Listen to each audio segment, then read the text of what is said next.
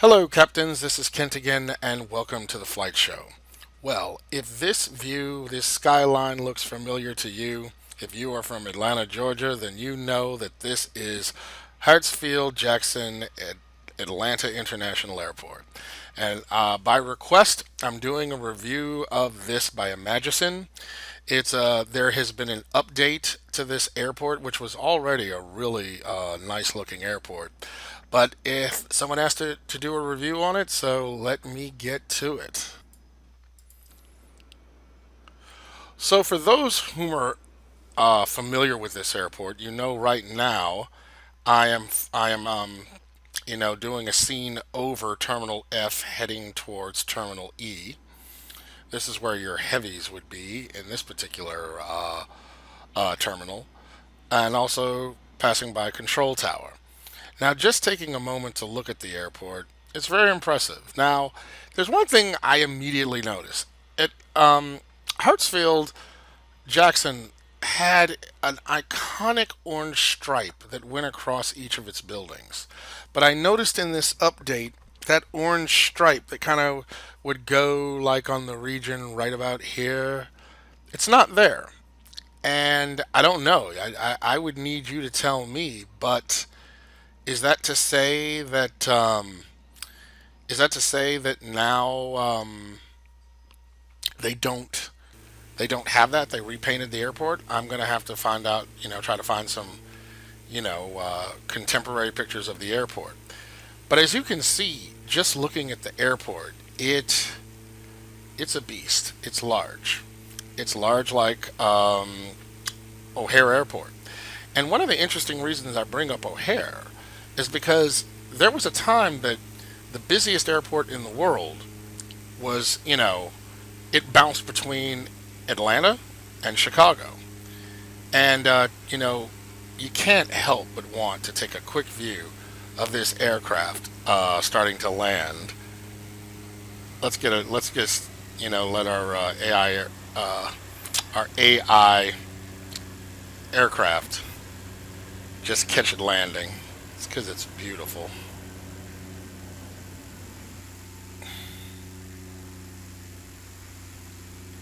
Beautiful touchdown.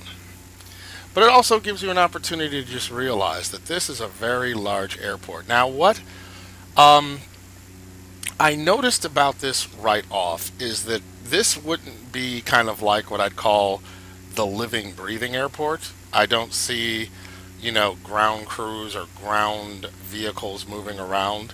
And that does help for the immersion, but I will also say with this airport being so large and taxing, maybe that helps with frame rates. Maybe that might be one of the reasons that they left it out. I'm not entirely sure. But let's get a look at one of these terminals. So these terminals do have SODI for controlling of their jetways. So that's always a positive thing. So you have nicely detailed jetways.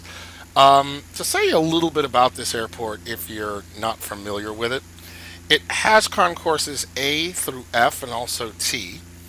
Um, the major airline here is Delta, but I'm assuming you already knew that.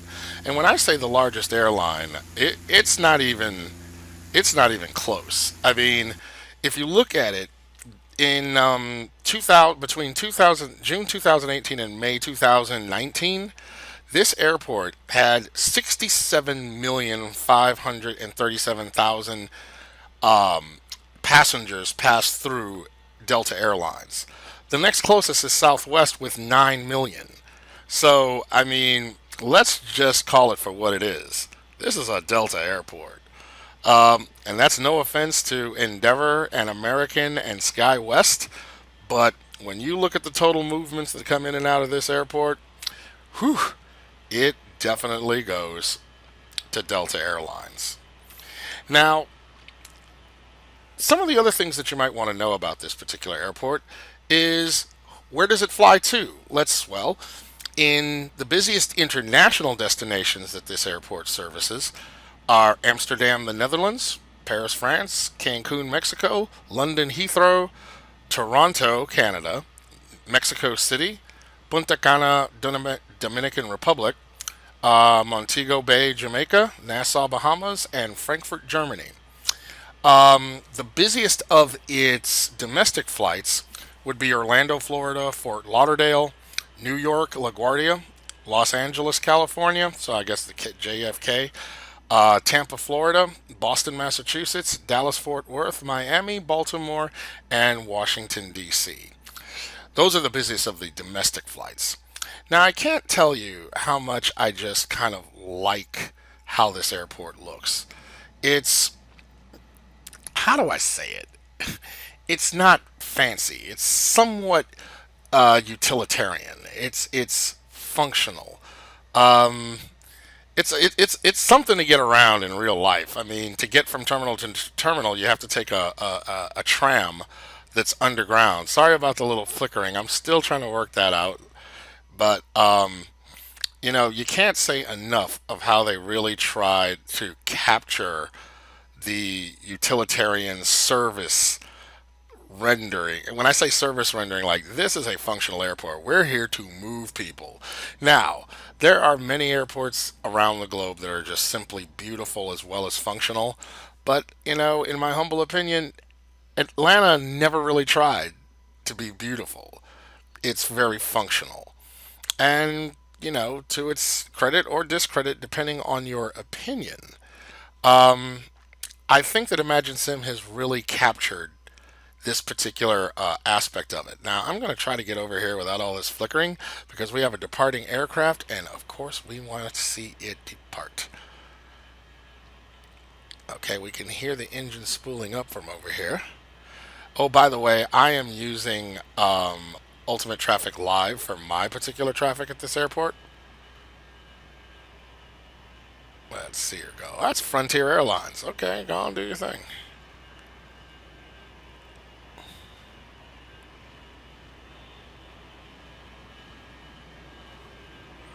Let's see if I can track it.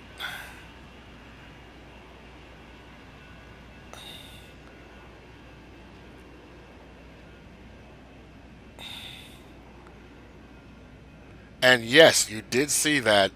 Birds. Birds simulated at the airport. Ain't that something else?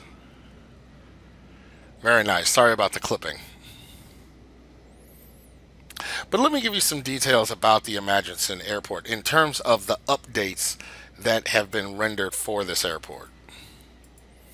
So, some of the things that they have announced this airport having is fantastic performance using 64-bit code. Okay, the word fantastic, that's a little, I would not necessarily be using fantastic, but that's what they're advertising from their site. But let's just say that they did optimize it for 64-bit systems, high definition buildings and textures, and native prepared 3D ground polygons, switchable dynamic PBR based water reflections, and shining textures. Totally cool. I see we got an airplane coming in on the far. Oh, sorry about that clipping. I apologize. But again, it's not the airport. I think that's something with me being in Chase Plane. But let me not dump on them. It might be something else, but I think that's what the culprit is. Nevertheless, it has fluid usage, even when complex airline cockpits and high density AI converge. Low visibility nav lighting, switchable dynamic lighting options, introduces spectacular canopies over the main terminal and drop off pickup zones, utilizes Imagisim's bespoke operations center for configuration of the GUI. So you want to change the features of what detail is actually shown in this particular airport. You can do it in their panel that you can bring up outside the aircraft. I think you have to make sure that Prepared is not running when that happens. What else do we have here? As I mentioned before, interactive SODI jetways, instantaneous scenery caching and loading, sophisticated animations generated with SimWorks Studio's live scenery module, and accurate AIRAC procedures. Extensive hand-placed trees, plants, and vegetation. We kind of see that in the foreground, right, or really in the background, rather.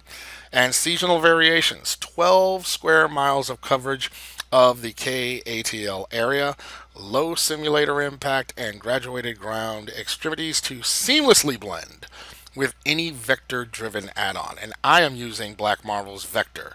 So if we want to get some altitude to try to see, I would agree it seems to seamlessly blend in with the outlying area. So this is actually very impressive. And I'm not familiar with this particular part over here, but it seems to be hotels as well as also another distant terminal. So as you can see, it does blend in with my Orbx scenery and the vector that is being provided by Black Marble. I mean, just to be perfectly honest, this is an absolutely stunning and amazing looking airport. Do I put it on top of FS Dream Team's recent release of KORD? No, hands down, that's going to probably be better in terms of some of the details that are offered and renderings. Now, there's a little bit of shimmering that I'm checking out here, but I think that can be worked out, or at least I think that you might, want to take a look at that. I do not know anything about how to deal with the shimmering, so let me not even pretend to say that I do. But if you do, leave a comment in the comment section. I'd be happy to hear about it.